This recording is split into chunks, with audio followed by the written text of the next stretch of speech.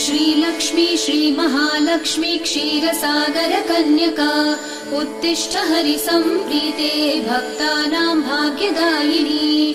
श्रीलक्ष्मी श्रीमहालक्ष्मी क्षीरसागर कन्यका उत्तिष्ठ हरिसम्प्रीते भक्तानां भाग्यदायिनी।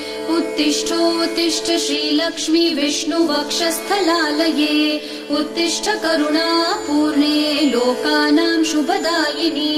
उत्तिष्ठोत्तिष्ठ श्रीलक्ष्मी विष्णुवक्षस्थलालये उत्तिष्ठ करुणापूर्णे लोकानां शुभदायिनी।